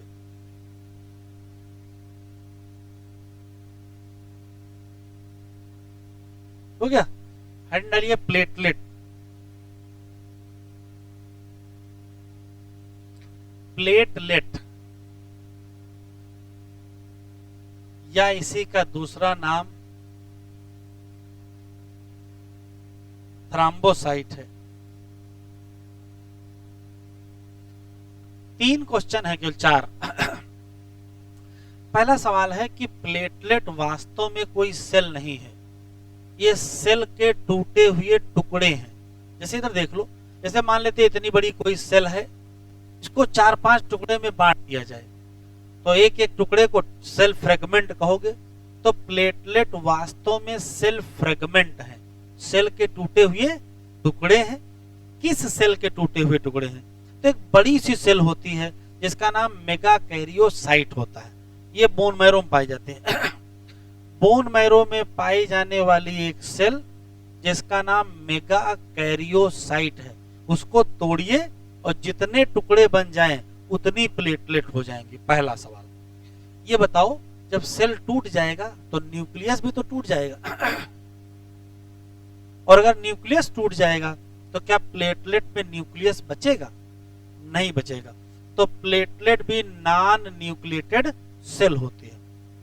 तीसरा, हमारे ब्लड में पाई जाने वाली सबसे छोटी सेल यही प्लेटलेट ही होती है, स्मॉलेस्ट ब्लड सेल। 3 तो रटने वाले सवाल। चौथा सवाल ये है कि जरूर ये सेल नहीं है, सेल के टूटे हुए टुकड़े हैं लेकिन काम के बहुत हैं। प्लेटलेट से निकलते हैं बहुत सारे केमिकल और उसमें से ज्यादातर इन्वॉल्व होते हैं ब्लड की क्लॉटिंग में। एक केमिकल जिसका नाम थ्रोम्बोप्लास्टिन है, एक केमिकल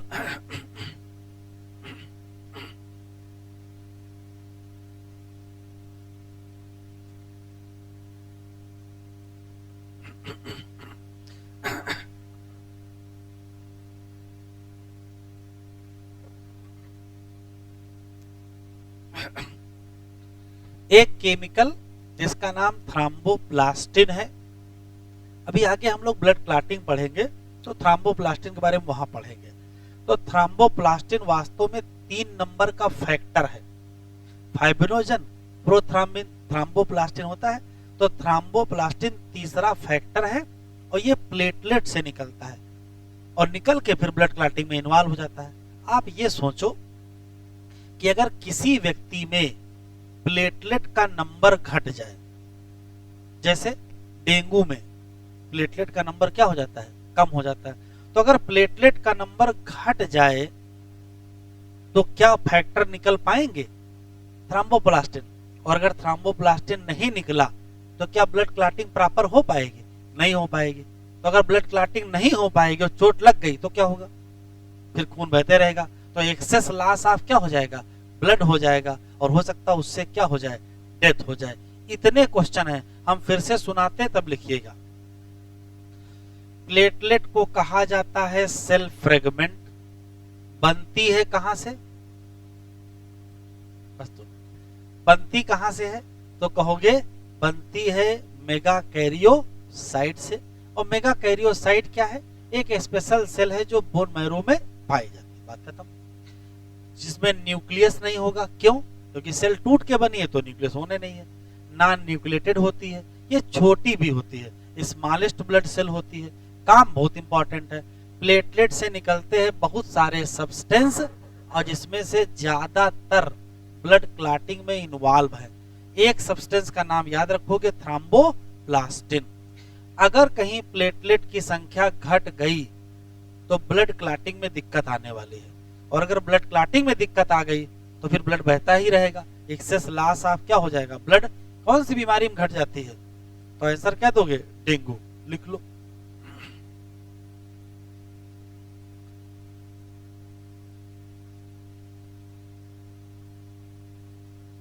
प्लेटलेट्स आर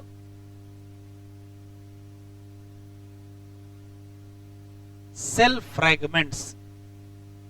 क्या है बेटा ये, सेल फ्रैगमेंट्स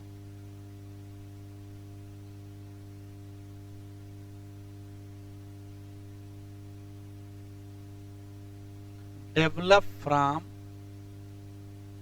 कहां से बने हैं, तो कहोगे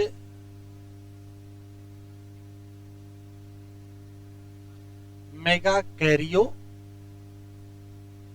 साइट। अब ये क्या है, तो मेगा कैरियोसाइट एक स्पेशल सेल है, कहा,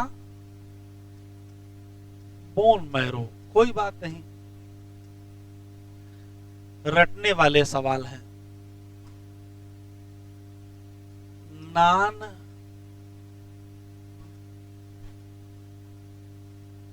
न्यूक्लिएटेड सेल है,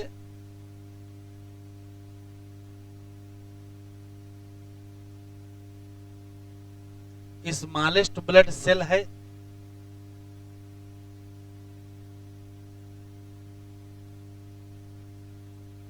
प्लेटलेट करेंगे क्या, रिलीज करेंगे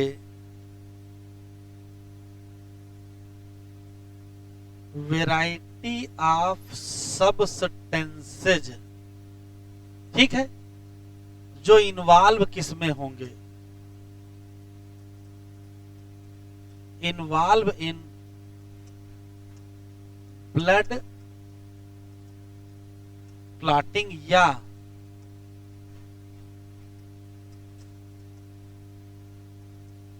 कोआगुलेशन ऑफ ब्लड में। ब्लड क्लॉटिंग या किसमें इन्वॉल्व है, कोआगुलेशन ऑफ ब्लड में इन्वॉल्व है। यदि, और वो फैक्टर कौन से सब्सटेंस निकालते हैं, उसमें से एक नाम याद रखोगे,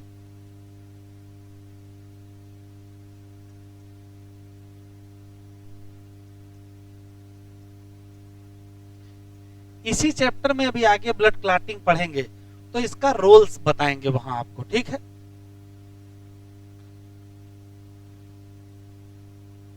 इफ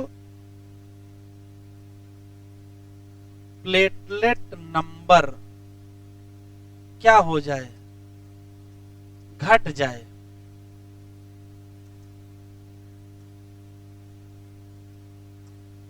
अगर प्लेटलेट का नंबर घट जाए, जैसे किसमें घट जाता है, डेंगू फीवर में घट जाता है, ठीक है, तो क्या होगा, क्लॉटिंग डिसऑर्डर हो जाएगा, खून अच्छे से जमेगा नहीं,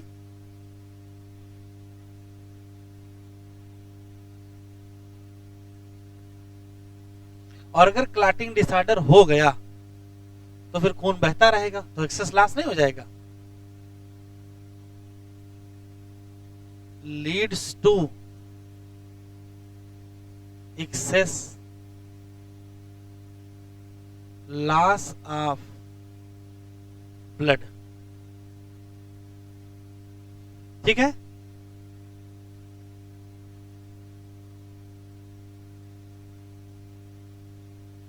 हाँ, मेगा का बहुत बढ़िया सवाल, इधर देखो, ऐसी कोई सेल जिसका न्यूक्लियस बड़ा हो, मेगा का मतलब क्या होता है, मेगा का मतलब बड़ा, और कैरियो का मतलब क्या होता है, न्यूक्लियस, जिसका न्यूक्लियस बड़ा उसका नाम क्या रखोगे, मेगा कैरियोसाइट रखोगे। फिर ये टूटेगी, टूटेगी तो प्लेटलेट बनेंगे, तो उसमें न्यूक्लियस नहीं होगा।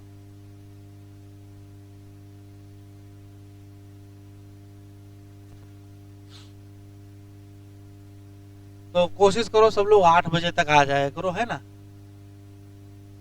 चलो जरा एनसीईआरटी ओपन करो। अच्छा, एक पॉइंट छूट गया, जरा एक पॉइंट छूट गया है, नंबर ऑफ प्लेटलेट,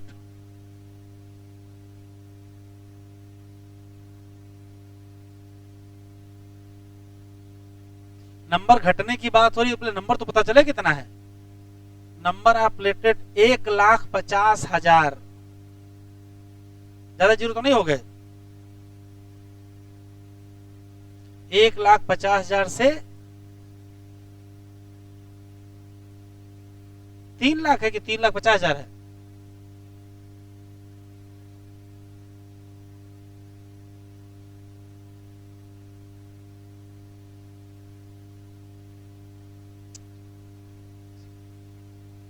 अब सही है। पर क्यूबिक mm,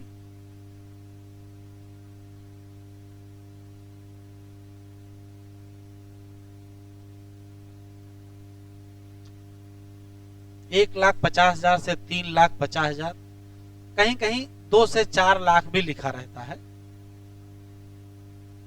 लाइफ स्पान इसका एग्जैक्ट संख्या तो नहीं दी है, 2 हफ्ते के आसपास माना जाता है।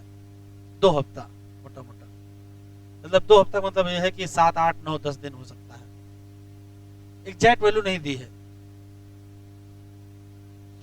चलो एनसीईआरटी खोलें।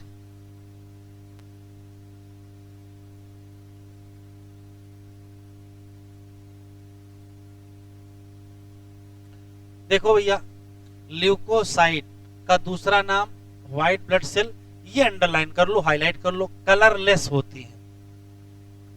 और क्यों कलरलेस होती हैं? क्योंकि हीमोग्लोबिन नहीं होता है। एक और खास बात, कैसी होती हैं? न्यूक्लिएटेड होती हैं, और इनकी संख्या थोड़ी सी क्या होती है? कम होती है। औसत संख्या 6,000 से 8,000 पर क्यूबिक एमएम ऑफ ब्लड है। ल्यूकोसाइट जनरली क्या होती है? शॉर्ट लिव्ड, 1 हफ्ते के आसपास होता है। 2 मेन कैटेगरी हैं, एक का नाम ग्रेन्युलोसाइट और एक का नाम किस आधार पर?